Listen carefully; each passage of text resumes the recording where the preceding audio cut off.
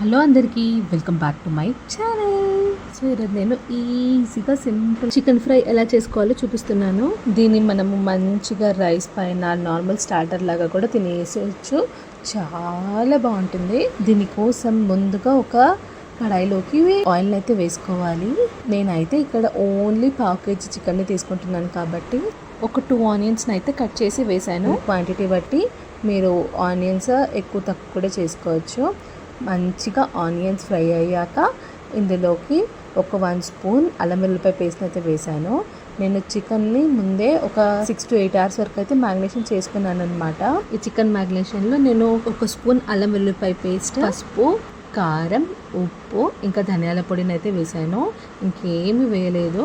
ఇవన్నీ ఒక్కొక్క స్పూన్ అయితే వేసుకున్నాను. కారం 2 స్పూన్లు అయితే వేసుకున్నాను. మీరు కారం ఎంత తింటారో దాన్ని బట్టి అయితే వేసుకోండి. నైట్ చేసుకోవాలంటే మార్నింగ్ టైంకి మంచిగా మ్యారినేషన్ చేసుకొని ఫ్రిడ్జ్లో పెట్టుకోండి.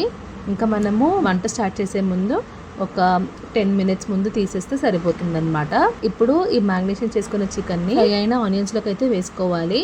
దీన్ని మంచిగా మిక్స్ చేయాలన్నమాట. మధ్య మధ్యలో క్యాప్ పెట్టుకుంటూ మంచిగా చికెన్ ఫ్రై చేసుకోవాలి.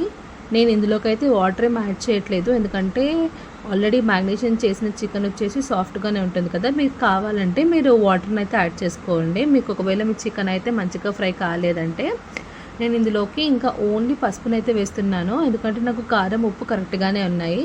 ఒకవేళ మీకు తక్కువ అయితే ఇక్కడికే యాడ్ చేసుకోండి. నేను లాస్ట్లోకి దీంట్లోకి అయితే గరం మసాలాని అయితే వేస్తున్నాను. చూసుకోండి, గరం మసాలా వేసక ముందు చికెన్ మంచిగా ఉడికిపోయిందా లేదా అనేసి. నాదైతే మంచిగా సాఫ్ట్గా అయిపోయింది అనమాట చికెన్. ఇంకా గరం మసాలా కూడా మంచిగా కలుపుకొని లాస్ట్లోకి ఒక 4 పచ్చిమిరపకాయల్లో కొంచెం కరివేపాకు, కొంచెం కొత్తిమీరని అయితే వేసుకొని దాన్ని కూడా మంచిగా కలుపుకొని ఇంకా దింపేసేయండి.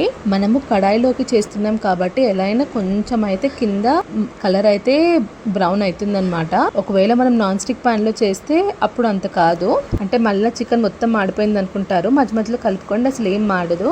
ఇంకా దీన్ని దింపేసుకొని మంచిగా ఒక ప్లేట్లో అయితే గార్నిష్ చేసుకున్నాను నేను. మీరు కావాలంటే దీన్ని రైస్తో తినచ్చు, చపాతీకి, దేనిపైకైనా తినచ్చు. చాలా బాగుంటుంది. స్టార్టర్ లాగా కూడా తినేసేయచ్చు. టేస్ట్ అయితే చాలా చాలా బాగుంటుంది. చూసారు కదా చికెన్ ఎంత సాఫ్ట్గా ఉడికిందో.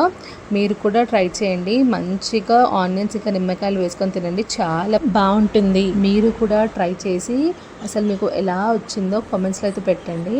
ఈ వీడియో కనుక నచ్చితే తప్పకుండా నా ఛానల్ని లైక్ చేయండి, షేర్ చేయండి, బెల్ నోటిఫికేషన్ని ఆన్ చేసుకోండి. అప్పుడే నేను పెట్టే ప్రతి ఒక్క వీడియో మీ వరకు అయితే వస్తుంది. Thank you for watching.